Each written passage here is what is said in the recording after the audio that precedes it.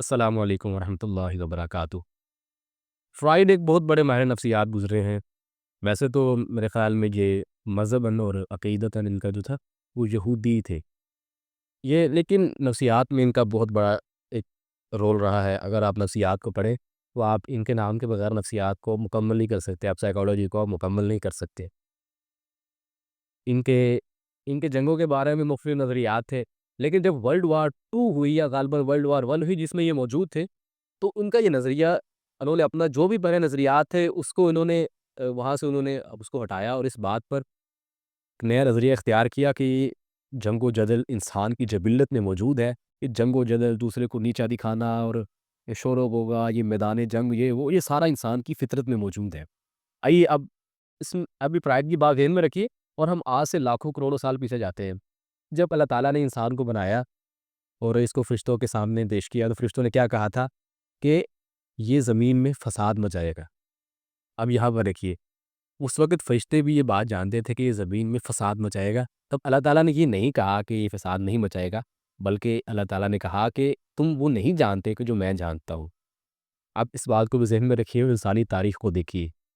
آپ میسوپوٹیمیا کی انسان کی پہلی تہذیب سے لے کر آج کے سویلائزڈ ورلڈ تک آپ ہر دور کو اٹھا کر دیکھ لیجیے، آپ کو جنگ و جدل نظر آئے گا، آپ کو خون نظر آئے گا، آپ کو تلواریں نظر آئیں گی، آپ کو جھٹکاریں نظر آئیں گی۔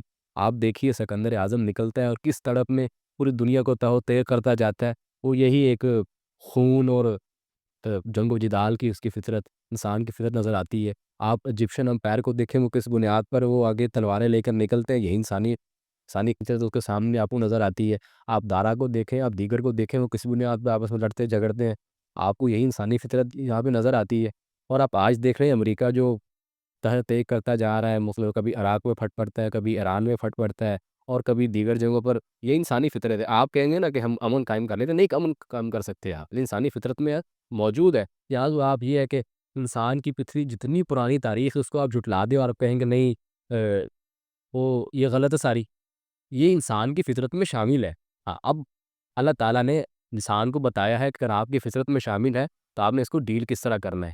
اللہ تعالیٰ نے کہا ہے کہ یہ انسانی فطرت کو اچھے طریقے سے استعمال کرنے کا بتایا ہے، جہاد وغیرہ کا۔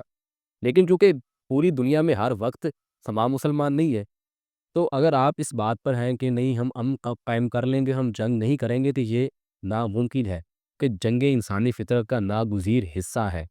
اور آپ کو ساری تاریخ آپ کے سامنے ہے۔ اچھا، اب یہاں پر ایک چیز دیکھیں، چنگیز خان کی آپ کو پتا ہے کہ اس نے پوری انسانی تاریخ میں آ کر اس کو کس طرح اس نے تہو تیگ کیا۔ اب اللہ تعالیٰ نے اس زمین کا نگہبان مسلمانوں کو بنایا، ان کے ہاتھوں میں زمین کی پہرے داری دی ہے۔ اب آپ دیکھیے کہ جو بھی کوئی چور ہو، راہزن ہو، اسے ڈاکہ ڈالنا، وہ کیا کرتا ہے کہ وہ کوئی ایسے حربے، ایسے اسٹریٹجیز، ایسی حکمت عملیہ اختیار کرتا ہے کہ کس طرح میں جو وہ چوکی دار ہے اس کو سلا دوں پھر ڈاکے ماروں میں۔ اب آپ دیکھیں، اس وقت ہماری موجودہ دنیا کے مسلمان ہیں، آپ دیکھ نہیں سکتے وہ کن کاموں میں مبتلا ہیں، وہ کس طرح کی ایڈکشنز میں مبتلا ہیں اور کس طرح کے کاموں میں مبتلا ہے۔ وہ ایسے چیزیں ہیں کہ جن سے وہ اپنے مقصد زندگی سے کوسوں دور ہیں، انہیں اس بات کی خبر بھی نہیں ہے کہ وہ کس طرح بے خبر ہو چکے ہیں۔ اور جو اس دنیا کے چور ڈاکو رازن ہیں، وہ کس طرح آپ کے قافلہ پر ڈاکے مار رہے ہیں، وہ کیسے سامان کو اٹھا کے لے کے جا رہے ہیں۔ آپ دیکھیے، جب مسلمان برسر اقتدار آتا ہے، جب اللہ تعالیٰ کا بنایا گیا چوکی دار برسر اقتدار آتا ہے، تو زمین پر کتنی فراوانی ہوتی ہے، اس کو کتنا امن ملتا ہے۔ آپ دیکھیے، آپ کا جو ریاست مدینہ سے لے کر خلافت عثمانیہ، دیگر جتنا عرصہ آپ کے سامنے موجود ہے، اس کے اندر مسلمان اس دنیا پر قائم تھے، مسلمانوں کی اس پر اجارہ داری تھی۔ اب دیکھیے اس وقت کے دھنگے فساد، اس وقت کی جنگیں اور اس وقت کے تمام دیگر فسادات اور آج کے فسادات، جبکہ اس دنیا پر مسلمان مغلوب ہیں، کتنا نقصان ہوا ہے۔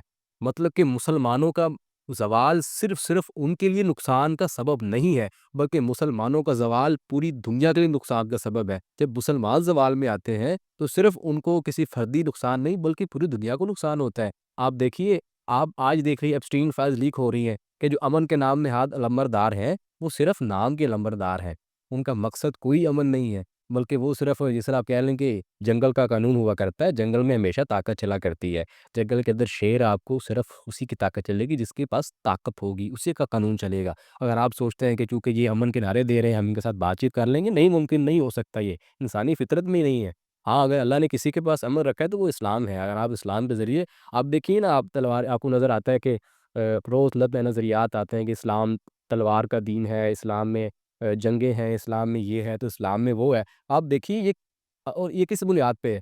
اگر آپ تلوار کو، جہاد کو نکال دیں تو یہ ہے کہ آپ کو بالکل کنگال کر کے، آپ کو بالکل نہتا کر کے چھوڑ دیا جائے، پھر آپ پر حملہ کر کے آپ کو نکال کے لے دیا جائے۔ قرآن میں بھی ہے کہ فَيَمِيلُونَ عَلَيْكُمْ مَيْلَةً وَاحِدَةً، یہ تو چاہتے یہ ہیں کہ آپ کو اسلحے سے غافل کر دیں، آپ کو ان چیزوں سے غافل کر دیں۔ اچھا، اگر ان کو اتنی فکر ہے تو اب دیکھیں اسرائیل میں آپ جانتے ہیں، اب سرچ کر سکتے ہیں کہ ان کا بچہ بچہ اسلحے کو استعمال کرنا جانتا ہے۔ اگر یہ اتنا ہی امن نہاد ہے، اب دیکھیں امریکہ ایٹم بم بناتا ہے اور دیگر سارے اس کے پاس اسلحہ موجود ہے، لیکن جیسے ہی کوئی دوسرا ملک ایٹم بم بنانے کی طرف جائے تو اس کا وہ امن کا کیڑا جاگ پڑتا ہے کہ نہیں یہ غلط چیز ہے، اس کو ہمیں روکنا چاہیے۔ تو آپ کو کیا لگتا ہے واقعی وہ امن کے اتنے ٹھیکے دار ہیں؟ اچھا، جب وہ یہ ایک صرف سیاسی باتیں ہیں، ان کا حقیقت سے کوئی تعلق نہیں ہے۔ ایک معروف جنگی دانشور میرے ذہن میں نام نہیں رہا، ان کا معروف قول تھا کہ اگر آپ امن چاہتے ہیں نا تو دنیا میں صرف ایک اصول ہے امن کا، کہ جنگ کے لیے تیار ہو۔ اور قرآن میں اللہ نے 14 سال پہلے بتایا ہے ہمیں کہ وَأَعِدُّوا لَهُم مَّا اسْتَطَعْتُم مِّن قُوَّةٍ، کہ جنگ کے لیے تیار رہو۔ سو قصہ مختصر یہ کہ یہ جنگ و جدال، یہ خون، یہ انسانی فطرت کا حصہ ہے۔ آپ آپ اگر کہیں گے نہیں یہ امن ہو جائے گا تو نہیں ہو سکتا۔ آپ دیکھ لیجیے اس وقت دنیا میں دیکھیے کہاں کہاں جنگیں ہو رہی ہیں۔ کبھی افغانستان میں محاذ اٹھ پڑتا ہے، کبھی دوسری تیسری جگہ پر۔ ہاں، اگر آپ یہاں پر یہ بھی محسوس کر رہے ہیں کہ میں محفوظ ہوں، تو آپ کی بالکل ایک آپ خام خیالی اس کو کہہ سکتے ہیں۔ آپ کو خود کو بھی تیار کرنا ہوگا۔ اللہ تعالیٰ نے کہا ہے کہ وَاعِدُّوا لَهُمْ مَا اسْتَطَعْتُم مِّن قُوَّةٍ، کہ اپنے آپ کو تیار کرو۔ خود کو تیار کرنا ہوگا آپ کو، اپنے آپ کو ہمیں تیار کرنا ہوگا، کیونکہ یہ ایک انسانی فطرت میں شامل ہے۔ اس فطرت کا آپ نے اگر مقابلہ کرنا ہے تو آپ کو تیار ہونا پڑے گا۔